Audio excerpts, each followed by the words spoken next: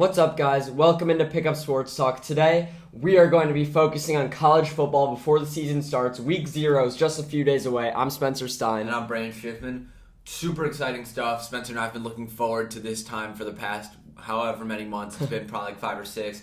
But yeah, college football, in my opinion, has become my favorite time of year. So yeah, let's just dive right into it if you don't mind. It is my favorite time of year, but I will say, out of most sports, college football is probably the one I get least excited talking about preseason, between basketball and football and college football. However, once the season gets underway, I get so into it. I love talking about the Heisman favorites week in and week out, so it's really going to be tough to predict some before the season, but I do want to get my thoughts out there as someone last year who had Georgia going all the way before the season. Got to get my ideas out there. So let's just start with updating you guys on what's happened over the past few months.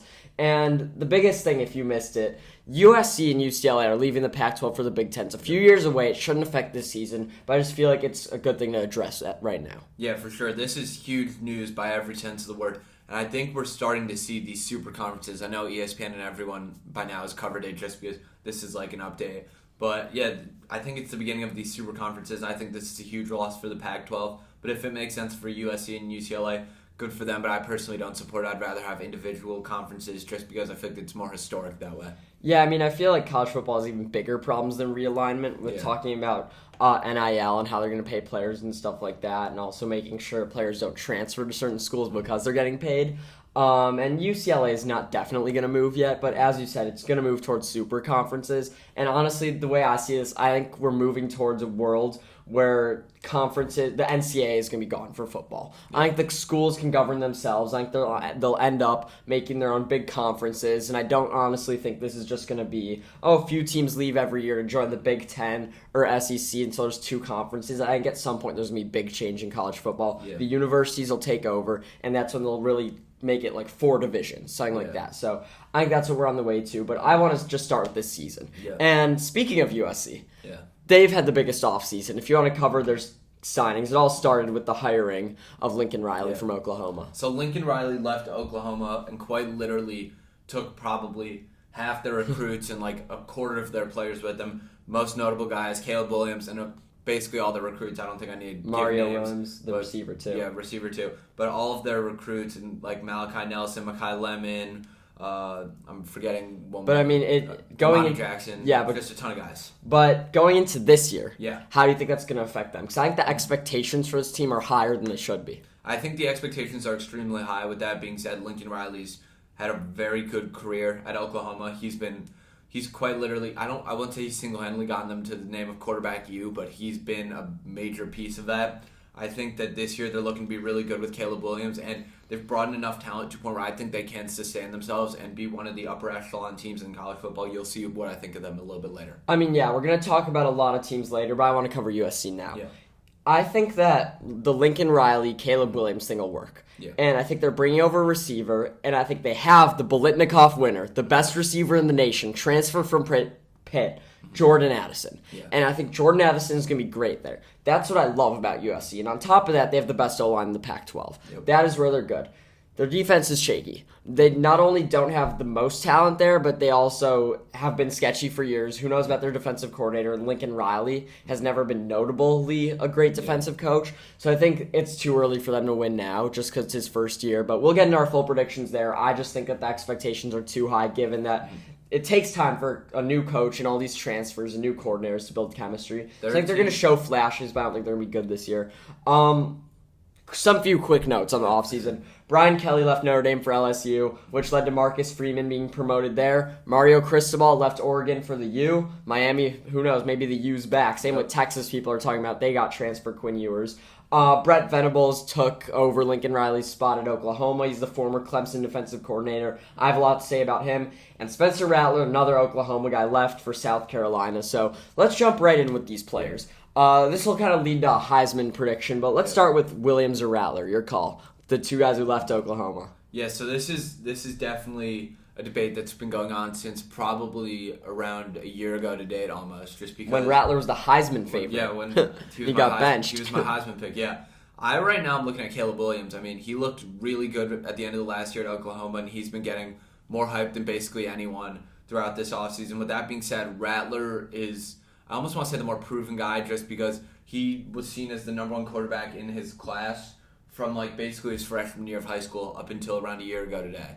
So I'd say Rattler could potentially be a safer pick, but that being said, Caleb Williams is going to do significantly better this year. He's in a better system, he has better weapons, and I honestly think he's the more talented quarterback. I mean, I feel like I don't really need to compare the two. I agree with what most of you said, but all I want to say about both of them is Caleb Williams, I said, I think this is the first step for USC. The issue is he's draft eligible. Will he go? So I realistically see him staying another year, and I think this year he's going to look good with Addison, with the decent O-line, with the Mario Williams. So I like Caleb Williams in that system, but I don't think he's going to be – he could be, but I don't think he's going to be as good as when he showed his top potential at Oklahoma. I don't think he's going to be in the Heisman race, is what I'm saying. Rattler, on the other hand, he can show out at South Carolina, but he's the definition of a guy who got bumped out of his starting spot, transferred, and is still good enough to play at a school like South Carolina. Yeah. He'll be there in the SEC. They will not be doing too well, but he'll be making some plays. He'll end up being a fourth-round pick. I see him following basically the Sam Howell path in that sense of the word. That completely makes sense. I understand what you're saying.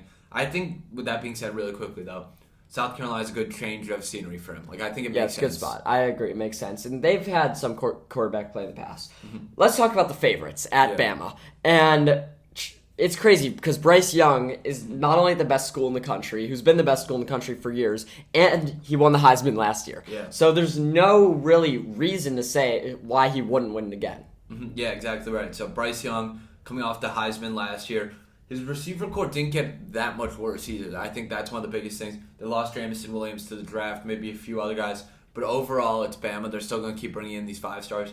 I think he's looking for a lot of upside this year. Bama's still Bama at the end of the day. All I could say about him is it's the first time in a while where there's a guy going into the season who's like, that's the face of college football. He's the best player. He's going to be on the cover of NCAA Football 23. And with the age of NIL, it's just crazy that a sport like a college sport can have a face of it like Bryce Young. Yeah, let's talk about his defense. Will Anderson right now is favored to go number 1 in next year's NFL draft. But do you think he has a Heisman shot? So here's my issue with Will Anderson winning the Heisman. I think he's probably, if not then a top 5 most talented player in college I think he's the best player in the country. I'll say it. I think he's the best player in the country. I think the talent's off the charts. The stats are going to be off the charts. With that being said, I don't have him win the Heisman. Only one player's won the Heisman in the last however many years.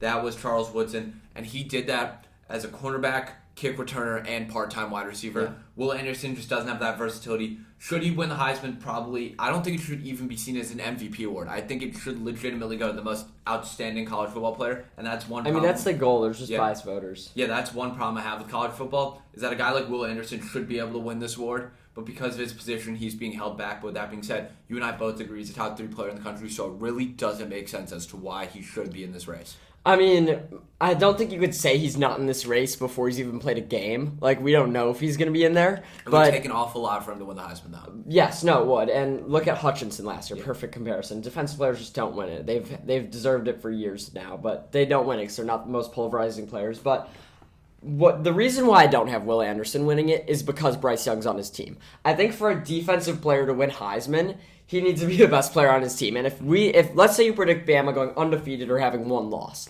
and let's say, do you have Bryce Young as a Heisman finalist? I do. Do you have him as your winner? Potentially. Why would they give it to Will Anderson if he has the best quarterback in football and that's the reason they're undefeated? Like, that's my big issue with Will Anderson even being a finalist. His team situation. You saw Hutchinson last year. He was the best player on that team, and he carried them to a 1-loss record and a win over Ohio State. Yeah. That's what you have to do on defense to be a finalist. That's all I have to say about it. But I do think it is skewed against defensive players. I thought last year Jordan Davis should have been the winner. He was one of the best players in college football, too. Yeah. Like, these guys deserve it. Ohio State's ranked 2, and CJ Stroud was the Heisman runner-up last year. How do you think he compares to Young? So, honestly, my problem with Stroud, and can I give the Ohio State duo together, kind of? So, I mean, there's kind of 3 of them. It's true. In the Heisman race. I'll give the QB wide receiver duo first. So, CJ Stroud last year, the best wide receiver core in college football. Honestly, probably going to wind up being one of the best ever. Historic one. Olave, Wilson, Jaxon Smith-Njigba, Marvin Harrison Jr. too. Let me chime in right here. Garrett Wilson went 10th in the draft. Yep. Olave went, 12, 13? I think 12. And Smith-Njigba was projected to be top 5. He's I think, going to be the highest wide receiver drafted since maybe higher than Jamar Chase. Yeah. So, with that being said, although they do get good wide receivers year in and year out, he lost two of his three best receivers. I won't rank the three of them because Jaxon Smith-Njigba is quite literally the man. He's so talented, like you said, but I have trouble believing that his production will be that much better than last year when he's lost his two best receivers. With that being said, Jaxon Smith-Njigba is gonna be could be a finalist in my eyes, and Marvin Harrison Jr. I think is very underrated. I think he's gonna have a huge year as well. So I think Ohio State's receiver corps just won't be enough to get Stroud that Heisman nod. But with that being said, I think he will have a good year. And quickly to Jackson, I think it would be very tough for him to win the Heisman because no matter what stats he's putting up, unless Stroud gets hurt, the nod I think would go to Stroud before it'd go to him. Maybe, but I just don't like Stroud in general. Last year I talked all year about how I didn't love him, and he ended up kind of a finalist because his team played his way in there, and I like what you said about his receivers, but I do think Smith-Njigba was that talented. And just Ohio State in general is in a really good spot offensively, and they're always good on defense. Travion Henderson's going to be probably top 3 running back in the country. The only guy I like more than him is Bijan Robinson, so we could talk about him out of Texas. Yeah. Let me just put it straight. He's the most dynamic runner in college football. Absolutely. We've seen it last year. Maybe a new guy will come out, but if you were one of the best runners in college football a year before, now you're going in, he's picked up a quarterback in Quinn Ewers, which will kind of spread out the field more. And I like their offensive scheme. I like what Travion Henderson can do. Yeah, I completely agree. I think that I want to quickly get to Bijan. I think that Texas is looking to be really, really just good this year in my eyes, just because literally I think everything is upgraded. And last year, I mean, obviously. And by the way, it's going to fit really well with Steve Sarkisian. I think completely agree. I think Sark's one of the better coaches in college football. With that being said, before everything fell apart with Texas last year, because we're not going to deny they lost to Kansas, and I was actually at that game. They were ranked top 20 in the country at one point. I think going into week 6 or something. So this team, although they were in quotes very bad last year, they've only gotten better, and at one point they were considered a top 20 team in the country last year. This is going to be a good team. I think Bijan's one of the best runners in college football. I just think his athleticism really is something that we haven't seen in a while in college football, and I think he's going to have a huge year. Ewers, like you talked about, I think he has the potential to be really good at Texas. He's from Texas, hometown hero type situation, but I don't see him getting as much. It's the exact opposite of my what I'd say about Stroud and Jaxon Smith-Njigba. I think that if they do super well and the stats are there, I think Bijan will be seen as the guy who carries the team. But I don't know if they'll be in a run-heavy offense with Sarkisian. I think it's going to be pass-heavy, and that's why I'm worried. He runs a very dynamic offense. That's why I'm a bit worried about Bijan, but I do think he's going to be that good of a runner that carries them to wins and points. Yep. So I do agree with you there. Let's just do some rapid fire on other remaining QBs. Dillon Gabriel transferred to Oklahoma, the other side of the Red River, and I do love him a lot. I liked him at UCF, and I think that Will Venables, I don't know. I loved him as defensive coach, or Brent Venables, but I don't know how much he can do on the offensive side of things. They also lost a lot of receivers, but Oklahoma's still projected to do great. They're still favored in the Big 12, and I think Dillon Gabriel is going to be plugged in there and still be really good. So I really like Dillon Gabriel this year. Mm-hmm. Yeah, he's a big upside pick for the Heisman just because I think the talent's there, but I feel like his name's gone undervalued. Another guy I want to talk about, who we probably have some different opinions about than what we talked about with Dillon Gabriel, Will Levis from Kentucky. Can I get your thoughts? Yeah, I mean, I brought up this name once. I'll do it again. Sam Howell. Yep. He's a player at a football school. He's supposed to be really good. I don't think his team's going to be as good as it's ranked. Kentucky's ranked 20th, I think. And I think they're going to get dogged in the SEC. And right now, people are saying he's a first-round pick. I think he has an opportunity, even with a bad team, to keep himself in the first round. But I think of all the guys we're talking about in the first round, Young, Stroud, Richardson, I think Levis is the highest chance of dropping out. The talent's there. I don't think he's going to necessarily perform up to it. Yeah, I think Levis has the physical tools to be really good, but I think that almost would transfer. I think he'll be a decent pro quarterback if he gets to the pros, but I don't see him putting up the stats needed to be a Heisman finalist or win the Heisman. But with Richardson, Florida's quarterback, I think he's going to have a good year. I don't love Florida. I think they're going to make some waves, and that's the thing with the SEC. Yeah. I don't love Ole Miss, Auburn, Florida, but I know at some point they're going to get some upsets in there, and that's what's so great about the SEC. But I think Florida does it kind of in a manner where Anthony Richardson can still play really well. Florida's kind of had, I feel like, QB controversies for a while now, and I think Anthony Richardson can put an end to that for the year now. I think he will play himself into being a late first-round pick. Yeah, I think he has a ton of upside, and I think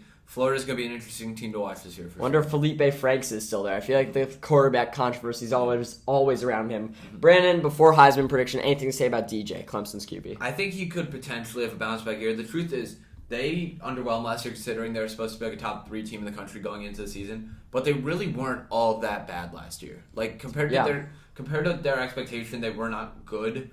But people were acting like they were like an under 500 team in like a poverty college football program, and that's not the case. That's valid. When you are a program like Clemson, and people are talking about Clemson football is forever changed by the last 6 years before last year. When you get 2 national titles and when you win your conference 6 years in a row, you demand perfection, you demand excellence as a fan base, and when you lose your conference to Pitt, that can't be happening. So I think it's fine if you're acting like they were horrible last year, because in Clemson terms they were, and this year they're going to need to be better. And I think DJ does turn around it. Everyone was talking about him being in the Heisman conversation last year. He's not playing himself into that conversation, but I think he's going to play good enough to get Clemson a lot of wins. So before we get to our teams, Brandon, give me your Heisman finalist and winner. Yeah, so this was definitely tough for me.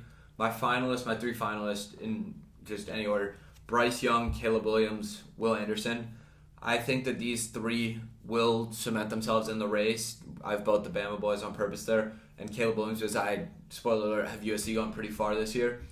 With that being said, my winner, back-to-back, Bryce Young. I mean, there's no way Young and Anderson will both be finalists. I mean, call me out on it now. I know everyone's predicting that. But I don't see a world in which Bama plays well enough for Bryce Young to win it, and people still put Will Anderson up there from the same team. I think that the last few years that defensive players made the finalists, I just think he's the only defensive player that I think, in my eyes, in this moment, could potentially. No, that is way out there. And I personally, I cheated a bit. I put in 4 finalists. There have been 4 finalists before, but it requires a tie.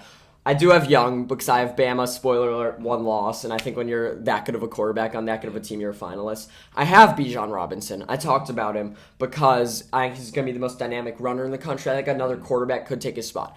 As you said, there's a defensive player every year. Yeah. And I considered some guys out of Georgia. There's 2 players there that are going to be high picks. I considered Will Anderson, but when push comes to shove, I picked Noah Sewell. And that's because I think Dan Lanning, who's the former Georgia defensive coordinator, loves his linebackers, loved Nakobe Dean. And I think the Pac-12 has one of the 5 conferences, the weakest offensive lines. USC's is particularly good, but I don't think anyone else is a great one.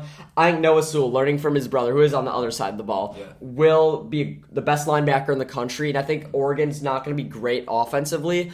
I don't love Bo Nix, but I do think Sewell will carry that defense. I think they're going to end up being in the conversation for a New Year's 6, and he'll play his way into the Heisman. A defensive player will make it. I have him being the best defensive player in the country. My winner, though, I'm going to spoil it. My number 1 team in the country is going to be Ohio State. I have them dominating the Big Ten. I think the SEC is too difficult for anyone to go undefeated. And I thought about giving it to Stroud, but I don't love Stroud. And I know you're talking about Marvin Harrison Jr. a lot, but let's be real. His weapon is Jaxon Smith-Njigba. And I think Jaxon Smith-Njigba is going to have a season like Devontae Smith had 2 years ago, and he's going to win the Heisman Trophy. That is my hot take. He is going to play good enough where his play trumps Stroud's. It's going to be between the 2 of them. If Ohio State's the best team in the country, it's going to be one of the 2 of them. It's going to be a Heisman finalist. And I think Smith-Njigba is going to be such a large share of his targets that he's going to be the guy over Stroud. Even though Travion Henderson's going to do a lot for that offense, even though their defense is going to be great, Smith-Njigba is going to be the bright spot of that team. He's going to win the Heisman, and he's going to be a top 5 pick for our Chicago Bears next year. I was going to give my thoughts about what you just said until you mentioned the Bears, and I'm a little bit happier. But yeah, I think what you said was smart. He's going to need to take up so much of the target share. I mean, Devontae Smith took up a good amount of Mac Jones, but not that much, and he won it, not Mac. That's true, but also I feel like it's slightly different just because Stroud was in the Heisman race last year, whereas Mac. So I think Mac not being in the Heisman race. Correct me if I'm wrong. I don't think he was in the Heisman race. Not the year before, but what difference does it make? I just think that Stroud's name already being in the race will make so it Smith-Njigba's. He's the best receiver in the nation.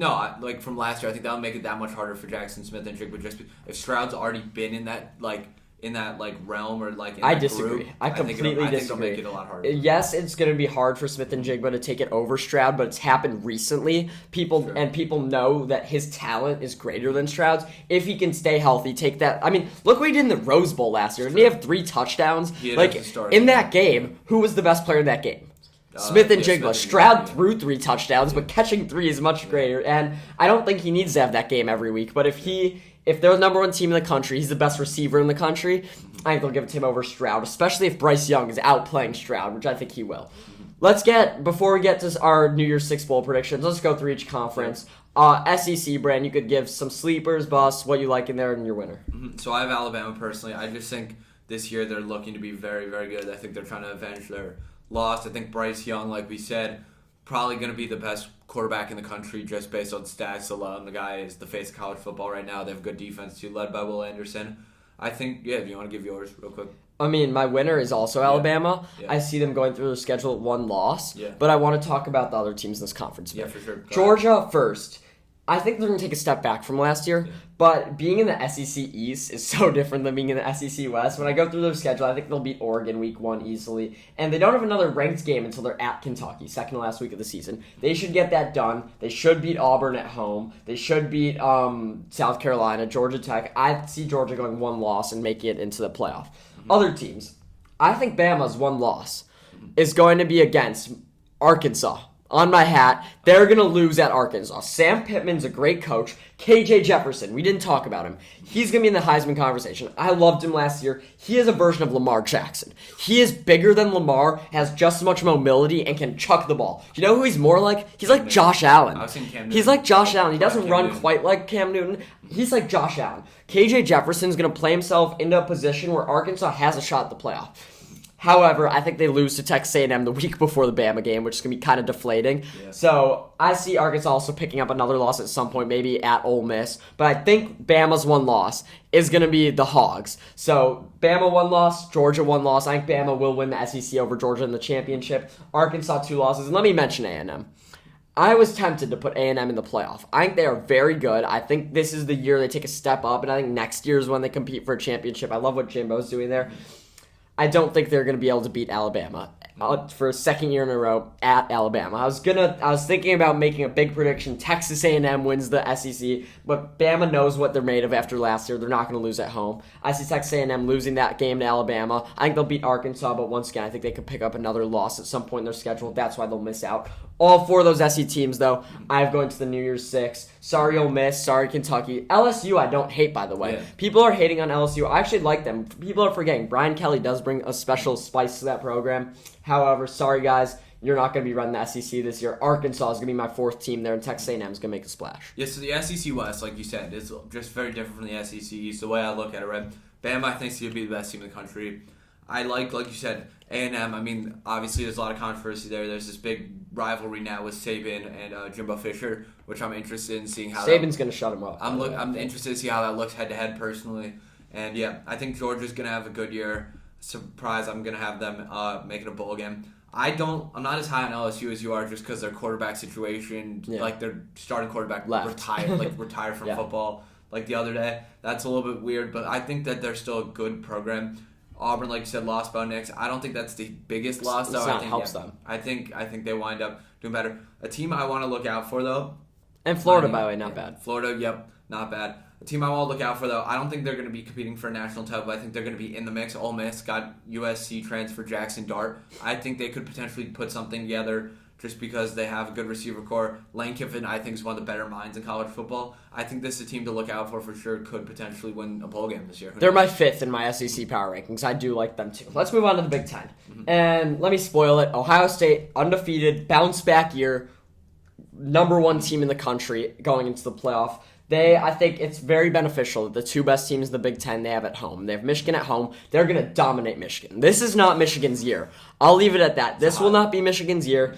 Ohio State's mad. It's going to be another 7 years, Michigan fans. I will say it now. It's going to be another 7 years till you beat Ohio State. They're also lucky they get Wisconsin at home. And Michigan State is their most difficult game. It's on the road. And I know we were talking about how much we love Mel Tucker a lot last year. But realistically, I don't necessarily... They have a system QB. They lost Kenneth Walker. I don't know how much they're going to be able to do this year. I think they're a little overrated. They also have Iowa at home, which is always a tough test. Game to watch, upset potential. Whiteout at Penn State. I can guarantee you that's going to be the whiteout, so that's interesting. But I think Ohio State cruised this year. Otherwise, in the Big Ten, I have Wisconsin going to the conference championship out of the East. That's not a huge deal. The East isn't too difficult. Michigan, I told you, I think it's going to flop. I think Penn State and Michigan State both have chances to have better seasons than Michigan. I think Penn State should beat Michigan this year. Yeah, so I personally have Ohio State winning the Big Ten as well. The one thing I'm noticing about the Big Ten, though, is a lot of the teams are very good last year, aren't even ranked. My thought on that, Iowa and Purdue, both unranked. Penn State always seems to be in the mix. Like, this is a conference that could potentially have maybe 5 or 6. How about my Indiana Hoosiers were ranked 14 going into last year? Yeah, that was this big. year they should be bottom. Yeah, but I personally believe, I don't think Michigan's going to have quite the fall off you believe. I do think that they're going to finish over Wisconsin. With that being said, but I think Braylon Allen, one guy we didn't talk about in the Heisman race, will have massive year. Yes. The dude puts up weight in the weight room like it's nothing. I think he's young. I think he was doing it last year, age 17. He's our age. And yeah, he's our age, and he's the Wisconsin running back. That's kind of embarrassing. Yeah. And I also think he's going to be the bulk of their offense, and Wisconsin produces O-linemen. That's why I think they're going to have 1 or 2 losses out of the East. They will lose to Ohio State in the conference championship, but I think they'll have the second best record in the Big Ten. Yeah, for sure. I think that Michigan's going to probably finish better than Wisconsin. I also think they're going to be power ranked higher. So I don't have Wisconsin make my New Year's 6 spoiler alert. But with that being said, Braylon Allen, I think will put the nation on notice. Once again, Michigan, I think, gets a little break on their schedule here. Yes, Ohio State's on the road, but they have Michigan State and Penn State at home. Yeah, that's somewhat of a break. I think Iowa's a tough game early. I think that's going to be a prove-it game for this Michigan Especially team. After they beat them last year by 39 in the Big Ten Championship. So that's what I want to see. One last thing about the Big Ten, Ohio State's going to crush Notre Dame. And we're not going to get too much into Notre Dame in our conferences, but I don't love Notre Dame this year. But let's move on to the ACC. I don't got much here. Yeah. I think Clemson wins by default. I don't love Clemson, but looking at their schedule and looking at their conference, they have nothing very difficult. And that's what we said last year. And I know losing Brent Venables is a big loss for that defense. But they still are going to have a top defense in that country, Clemson. And they've done it year in and year out. And I know it's a big loss losing your DC, but recruiting is what matters the most, and they have that. DJ will be fine. I think this team cruises through, and they can afford to lose a game to win the ACC and still get into the playoffs. That's what I see happening. I think they'll lose a game somewhere, but I think when push comes to shove, they'll win the conference championship. They'll make the playoffs. So yeah, when being taxed with picking my conference champions, I knew one of my takes had to be hot, just for the sake of nothing ever happens the way it's supposed to almost. So that makes sense. My hot take with the ACC, I think it could be Miami. I'm not 100% confident in this take. There's definitely a lot up in the air, but I think Cristobal is one of the best coaches in college football. I think he's going to bring a lot to the program. They're doing a good job recruiting, and I don't believe in DJ as much as you do. I'm not as high on him as you are. Do you believe in Tyler Van Dyke? This is my thing, is that college football sometimes doesn't make sense, and that's why I'm taking Miami here. I think that they could potentially start the season hot and just carry over. But with that being said, this could also be a complete fluke year for them. I love Mario Cristobal. It's not a one-year thing. It's the same. I mean, same reason I don't have USC doing great. The talent's not there at Miami. I prefer NC State to them in the ACC. And just going to Clemson's schedule, they have NC State at home. That's a break. Revenge for last year. I think they'll beat them there. Wake Forest shouldn't be too tough. And I think they're going to beat Notre Dame. So they have a shot at going undefeated. The place I see them possibly picking up a loss at Florida State, Miami in the conference championship, because I think Miami will get there, be the second best team in the ACC over NC State. NC State's better, but they're in Clemson's division. That's an automatic loss that I think they can lose to Wake. And Wake Forest, a big issue, with losing Sam Hartman. So the ACC is kind of a mess. And with this realignment, they're kind of standing alone. They haven't lost anyone yet. They're not planning on it. So just this year, I think Miami will take a step forward, but not be great. I think NC State's a little overhyped, and I think Clemson is just going to be able to win those close games late, and that's how they're going to win the conference and end up going into the playoff. Yeah, I understand that completely. Let's move on to the Big 12 here. This is exciting. Yeah, I want to go first. You go first, please. So there are 3 ranked teams in the Big 12 currently. Baylor at 10, Oklahoma at 9, Oklahoma State at 12. Logic would tell you pick one of these teams to win the conference. Me personally, I'm taking the Texas Longhorns here. I believe that they're going to have a huge year, and I think Ewers and Bijan combined with Steve Sarkisian's coaching style and his dynamic offensive scheme will bring them to the best record and just best ranking within the Big 12. I think they win the Big 12. So here's my thing. I was between those 4 teams, and I don't like Baylor a lot. But when I was going through their schedules and predicting games, I saw utter chaos. Yeah. I think Texas is going to win Red River this year. But yet, after predicting that, I gave Texas finish season with 2 losses. Oklahoma finished season with 2 losses. Baylor, 2 losses. Oklahoma State, 2 losses. All 4 of these teams are in the mix there. And I think with Texas winning Red River, they will play their way into the conference championship game. I think Oklahoma State will play their way into the conference championship game, and I think Texas will beat them. So I have Texas winning this because I like Ewers. I told you I like their offense. I like Sark. But realistically, I don't know how much I love it. It happened in my mind. It happened by process of elimination. And the main reason it happened is because I don't like the favorite. I don't like Oklahoma. I think Brett Venables is a great coach. He hasn't had head coaching experience in a while. He's been their coach, their DC for 10 years. Yeah. And I think people love the talent there. I don't think the talent's there. I told you I like Dylan Gabriel. Their defense will step up with Brett Venables, but I don't think they have that star power that Texas has. And I think Oklahoma State's good year in and year out, but I just can't get over last year. They choked in the conference championship game against Baylor. They would have been in the playoff over Cincinnati, Oklahoma State. I can't get over that. And there's nothing about Baylor that's enticing to me. Yeah. So by process of elimination, I give it to Texas. No one in the Big 12 is making the playoff. I agree. If someone goes 1 loss in the Big 12, they will make it. They will make it over Clemson. No doubt in my mind, that's not happening this year. The Big 12 is going to be a mess. It's going to be all over. It's going to be my favorite conference to talk about. For sure. All over the place. We're going to see teams going down, upsets, wins. This is exciting. I'm going with Texas as of now. It's going to change, but watch out for Oklahoma State. For sure, yeah. Let's move on to the Pac-12, just because I really want to talk about USC a lot. I personally have USC winning. I'm going to go first here. Can I say one more thing about the Big 12? Spencer Sanders being slept on in the Heisman race. We didn't mention him at all because he was kind of a system QB last year, but don't sleep on Spencer Sanders. So I feel like we talked about him every week last year. But anyway, Pac-12, you like USC? He did get a lot of airtime last year. Yeah, so I like USC a lot. I think they brought in a ton of talent, and I think that overall they're just going to have a huge year. I think that they're on, I don't want to say on dynasty watch because you really, in college football, like after what we've seen from Bama over the past years, you really need to have something that's special for the better part of 2 decades to be considered like a dynasty in college football. But I think USC's on their way to being a school like that just with how they're recruiting. And I think this year is the beginning of that. I think the Lincoln Riley effect is real. And I think that all the recruiting he's done will pay off and they will win this division. I don't want to say with ease because I think there's a lot up in the air. And I think there's some talent with Oregon and Utah. But I think USC will establish themselves as the most talented team in the Pac-12. Yeah, it's a joke to rule out Utah. I'm leaving it at that. They lost one big guy, Britton Covey,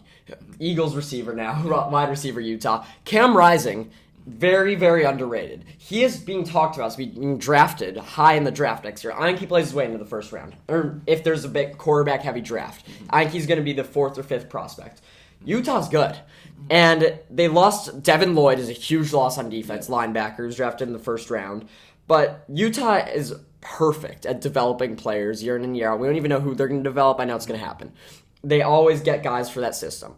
But my prediction is, and I have them winning the Pac-12 for that reason, but my prediction is more about USC. And I know the pieces are there, but I don't think everything meshes right away. I don't think year 1 this works. And I think Utah, if they could beat Florida week 1, that sets up their season. And honestly, I think that's their toughest game of the year. I mean, they have USC at home. I think that's definitely a win.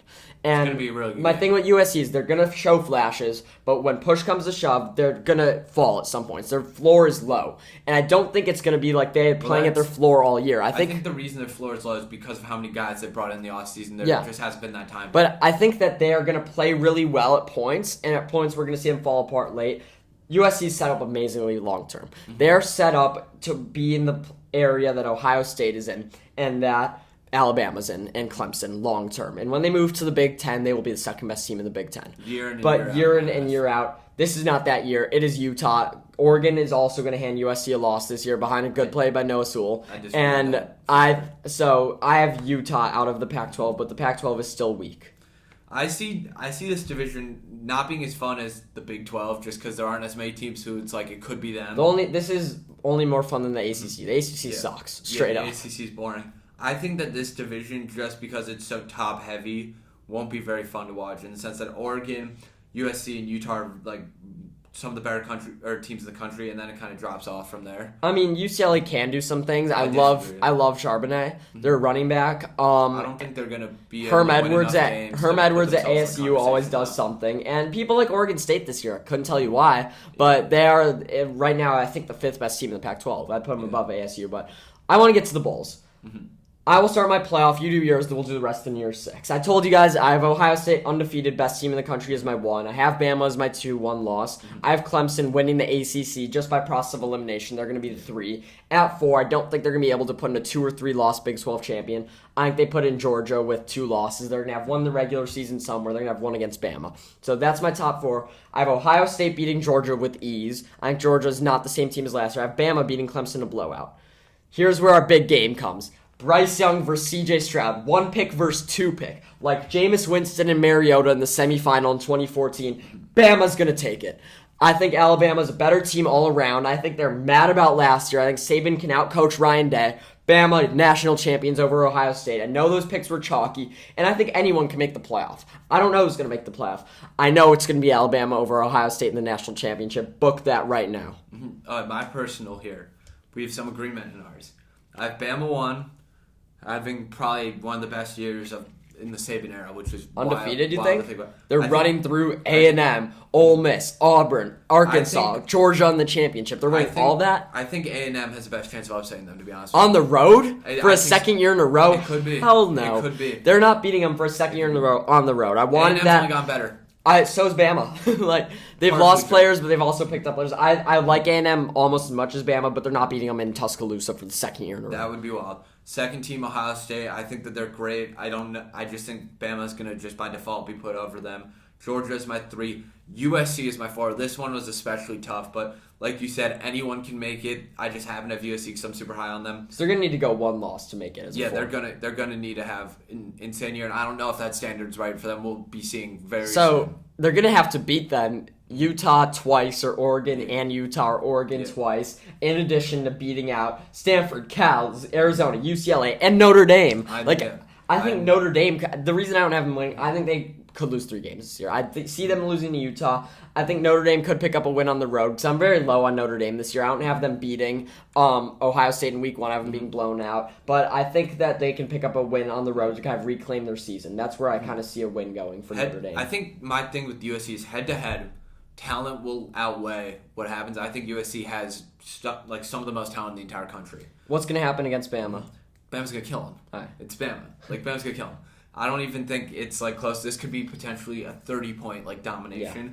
My 2-3 game. If USC's good enough to run through the Pac-12, to beat Notre Dame, to beat Utah, maybe Oregon in the championship, because they don't play them in the regular season, they're in the other division. They're going to have to be good enough to play Bama under 20 points. So I just think Bama's going to show up in the playoffs and USC more so than they did last year. I think coming off last year, that was pretty brutal seeing what happened. I mean, you really only see blowouts when a team is that horrendous. We've seen blowouts in the playoff when we've seen Michigan there, Washington there, Cincinnati there. If USC's good enough to win the Pac-12, they're not getting blown out. But sure, continue. Mm-hmm. My next game, my 2-3, I have Ohio State beating Georgia. I think Georgia still is a great team, but they basically lost their entire defense to the draft. Yeah. The strength of their team is now in the NFL.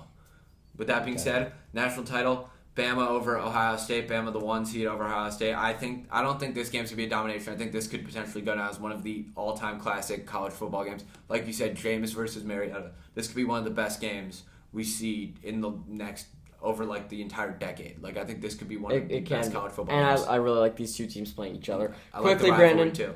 I want to run through the other New Year's 6. We both have Bama over Ohio State. Rose Bowl, I got Wisconsin being the next best team in the Big Ten, as I said, and I have Utah winning the Pac-12, so I have Wisconsin beating Utah there. Cotton Bowl can be an at-large team. I really was thinking about putting in a Big 12 team there, but I think USC is going to be good enough. I think they're going to have a 2-loss year, so I think a 2-loss USC makes it over a 3-loss Oklahoma State. I have them beating Houston. Houston's going to be the best team outside the Power 5 this year. They have a really easy schedule. They have a good quarterback in Clayton Tune. I really like Houston this year. I think they might be in the playoff conversation early in the year, but after seeing Cincinnati, that door is shut. Sugar Bowl, I had Texas winning the Big 12, so they're in it, and I have A&M as a great team out of the SEC, so I have that there, and Texas beating A&M. That's going to be an amazing game to see that rivalry.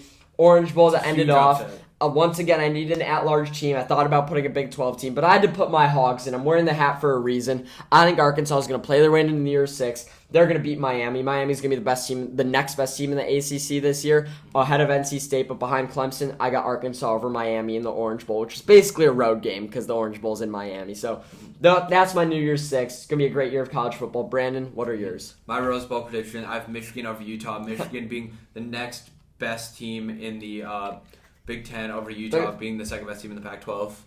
My Cotton Bowl, Clemson over BYU. I think Clemson's going to be the second best team in the ACC. Second best. Oh, yeah. Yeah, I have you Miami. I think BYU this year, I don't think they're the same team as they've been in the past, but with that being said, they always seem to find their way into this conversation. And with that being said, I don't have this year being a difference maker.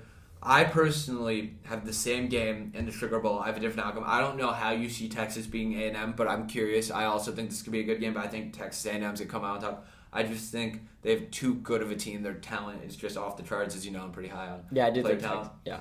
Orange Bowl, I have Notre Dame over Miami. Like I said, I don't love Notre Dame this year, but they always seem to find their way into the mix. And although I have them winning the ACC, I don't know how successful Miami is going to be towards the end of the year. I think they're going to be stronger in the first half of the season. Yeah, I don't like Notre Dame a lot this year, but I think they'll beat USC on the road in that last game. I'd love to go to that game. And when you're talking about Georgia, we haven't mentioned some names there. Yeah. Brock Bowers is going to be the top tight end drafted in the country.